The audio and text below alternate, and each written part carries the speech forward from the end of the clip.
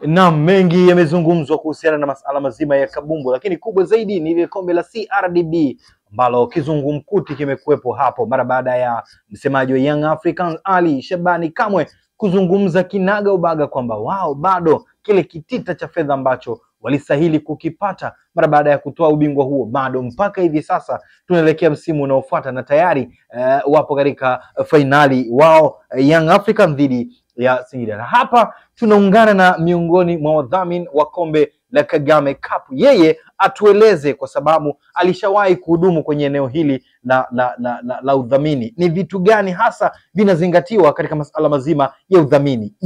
Nini hasa ambacho TFF wanakifanya katika udhamini? Shabani, uko moja kwa moja kupitia na Kivona Media. Naam, habari za studio? Studio tuko vizuri na tumekutafuta lengo na madhumuni tushare idea na wewe mara baada ya kuona taarifa mbalimbali ambazo zinasambaa huko mara baada ya kuona press, lakini CRDB wametoa tamko na wao, lakini TFF nao wamekuja kutoa tamko. Wewe ulikuwemo katika udhamini wa kombe la Kagame Cup, hasa kwenye udhamini, na eneo hili la udhamini umekuwa ukihudumu kwa muda mrefu. Pia tumekuona katika michuano mbalimbali ikiwemo kombe la Muungano, kombe la Mapinduzi kule visiwani Zanzibar. Ni vitu gani vinazingatiwa kwenye masuala mazima ya udhamini? Tumshukuru Mwenyezi Mungu, tupo salama, hali ya hewa ni shwari, mambo yanakwenda.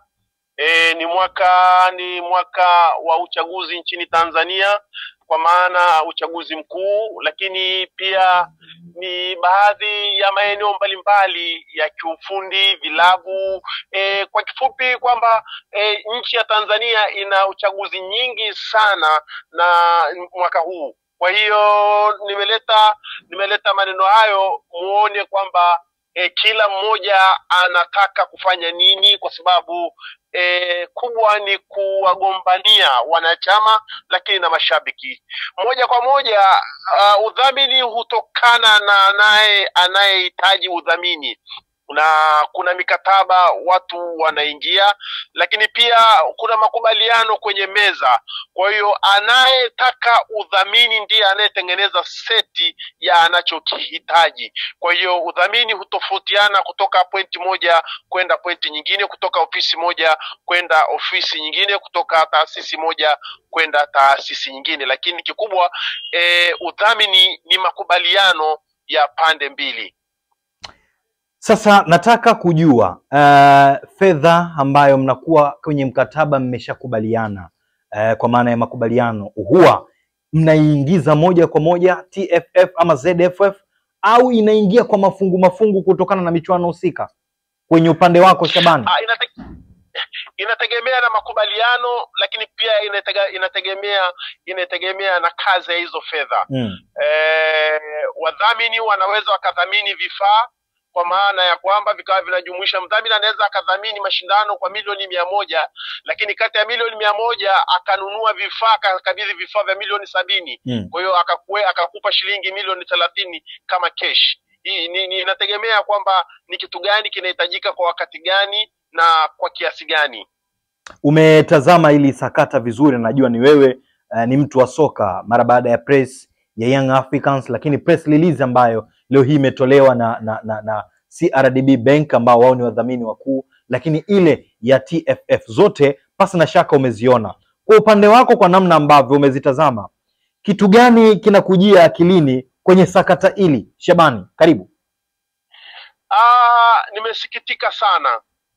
Nimesikitika sana na ili litapelekea kurudisha nyuma baadhi ya mambo. Mfano, kutoa release au kutoa maneno yaliyosemwa na msemaji wa Young Africa Ali Kamwe hayakustahiki yale maneno, kwa maana ya ni kama anavua nguo taasisi ambazo zinashiriki kwenye hizi tuzo au kwenye udhamini. Na sijajua nyuma ya Ally Kamwe kuna nani, sijajua nyuma ya Ally Kamwe kuna nini, sijajua huo msukumo umetoka wapi.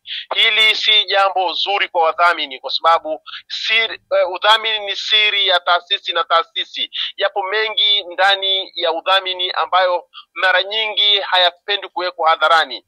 Kitendo cha Ally Kamwe kutoka na kusema kwamba hawatacheza mpaka walipwe fedha zao, hali ya kuwa wanajua kabisa kwamba wao wanawajibika kwa TFF na hawawajibiki kwa CRDB, ni kutaka kuivua nguo taasisi ya CRDB, ni kutaka kuichafua brandi ya CRDB kwamba ni wababaishaji. Kwa hiyo nadhani kuna haja sasa ya hizi taasisi zetu kuwa na watu weledi. Unajua, unaweza kuwa msomi mzuri lakini ukakosa weledi, ukakosa heshima, ukakosa adabu na ukakosa nidhamu ya kuyaendea mambo. Sijajua kuzungumza kwake vile alikuwa anataka kuachieve nini, yani jambo gani ambalo alikuwa anataka kulipata baada ya yale mazungumzo. Nadhani alikuwa na mhemko zaidi kuliko utendaji. Next time CRDB wanaweza withdraw wakasema mmechafua brand yetu. Wadhamini ni watu muhimu sana katika soka letu. Wadhamini ni watu muhimu sana katika maendeleo yetu. Hivyo wanatakiwa walindwe kwa gharama kubwa mno. Kila tone moja la kumpoteza mdhamini linaturudisha nyuma sehemu kubwa sana ya maendeleo yetu. Ally Kamwe hana uwezo wa kuendesha hata mpira wa soka wa mtaani, kwa sababu unahitaji fedha nyingi sana ambazo tunaamini kabisa Ally Kamwe hawezi. Ni lazima tupate wadau mbalimbali. CRDB yenyewe hawatoshi kuendesha soka letu, inabidi tuwe na wadhamini wengine. Sasa kama leo hii majiant kama CRDB wameshaanza kuchafuliwa kwenye mitandao ya kijamii, kwenye social media, ni nani ataleta fedha zake katika taasisi hizi hususan za michezo? Kwa hilo jambo lila kusikitisha sana na halikutakiwa. Bahati mbaya zaidi tunachokihofia ukute kwamba hana data sahihi juu ya udhamini wa CRDB kama TFF walivyoreact kwamba upo uwezekano Young Africa wanadaiwa, upo uwezekano Young Africa wanawajibika zaidi kwa TFF. Hilo litakuwa ni jambo baya sana kwa timu ya Yanga, timu kongwe, timu yenye viongozi walioshiba kwa maana ya uzoefu, timu ambayo baadhi ya viongozi wa juu wapo kwenye mashirika yake. Sijajua wana jambo gani na CRDB, sijajua kama kuna conflict of interest na Ally Kamwe anatumika kama chambo. Sina uhakika, lakini yote kwa yote ni kwamba wanaharibu na kurudisha nyuma ari za wawekezaji, ari za wadhamini kwenye vilabu vyetu au kwenye mpira wa miguu ambao unahitaji fedha nyingi kutoka pande zote. Wala Skaria alizungumza mwanzoni na tumeona manufaa na faida za fedha zinapokuwa zinaingizwa kwenye timu ligi inavyokuwa.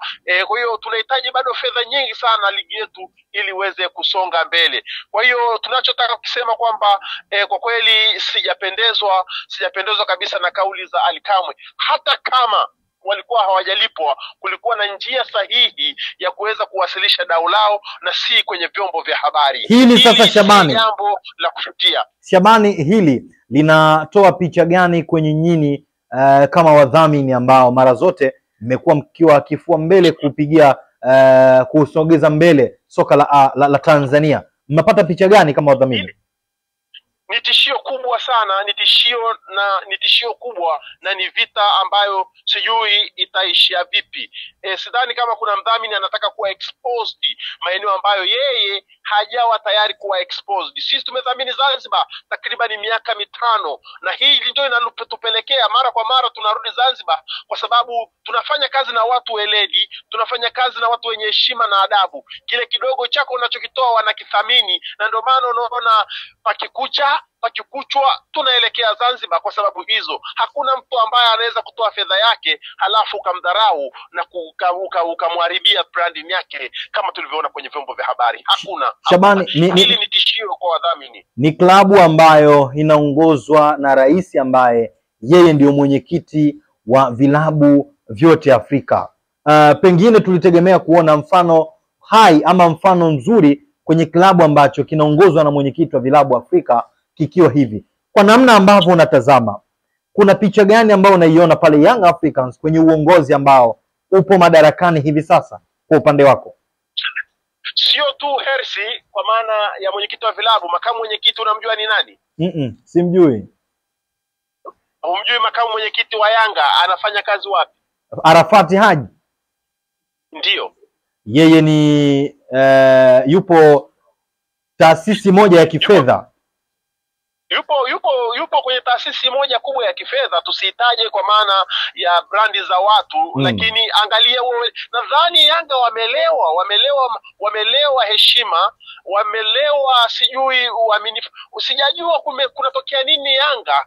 Wamekuwa ni watu wa vurugu, wamekuwa ni watu ambao sijajua wanataka nini, wanataka kuachieve nini kwenye soka la Tanzania. Sijajua mpaka hivi sasa. Na siamini, na ndio maana nikasema nimeweka notice of interest kwamba sijajua ni nani yuko nyuma ya Ally Kamwe, sijajua ni nani ana kivuli cha Ally Kamwe, na sijajua Young Africa wanataka kuachieve nini kwenye hii migogoro yao dhidi ya TFF. Sijajua. Na wamekuwa wakishambulia TFF kama vile TFF wameua watu. Yanga wamekuwa mabingwa mara 3 mara 4 mfululizo hapa nchini Tanzania. Yanga hao ndio ambao walikuwa wakisimamiwa na TFF kwenye mashindano yao yote ambao wameshiriki na wamefanya vizuri. Lakini sasa leo hii Yanga wanataka kuonyesha kwamba wao ndio wenye timu bora kuliko zote Tanzania. La hasha, jambo hili haliwezekani, na hii ni ishara ya anguko kubwa. Kama Yanga wana wataalamu na wabobezi wa kusoma nyakati hizi, ni nyakati wanazotakiwa kutulia waweze kuitengeneza timu. Chukua maneno yangu, Yanga inaenda kupata anguko kubwa sana huko mbeleni wasipojirekebisha. Asante sana Shabani kwa kuungana nasi. Asante sana. Naam, ni Shabani Mwanga, mkurugenzi wa City Institute of Health Dar es Salaam, ambaye pia ni mdhamini wa mashindano mbalimbali ikiwemo Kagame Cup, lakini pia Kombe la Muungano, hali kadhalika Mapinduzi Cup, ambaye yeye kwa namna moja ama nyingine yeye ametupa uzoefu wake kwenye idara hiyo ya uwekezaji kutokana na sakata ambalo linaendelea hivi sasa la CRDB Bank, ambao ni wadhamini wakuu wa mashindano na Young Africans, ambao walitoa tamko la kudai kitita cha fedha ambacho walistahili kukipata kama washindi wa mashindano haya. Hii ni Nakivona Media ambayo inapewa nguvu na City Institute of Health Dar es Salaam, Bejez Logistic Company, kampuni ya usafirishaji, lakini Kilimanjaro Institute of Health ambao hawa wako pale Goba, shuka kituo cha Uyoga, alafu mambo yanakwenda kwa uzuri kweli kweli. Usisahau kusubscribe, like pamoja na kucomment, ikiwezekana share moja kwa moja kwa wadau, ili waweze kupata mengi mazuri yanayohusiana na kabumbu, lakini pia masuala mazima mengine ya kiafya, siasa, uchumi na jamii. Yote hayo unayapata papa hapa Nakivona Media. Naitwa Rashid Mchome, the heavyweight champion. Asante, naendelea kuifuatilia Nakivona Media pale Instagram, to follow @Nakivona Media. Hadi wakati mwingine, bye bye.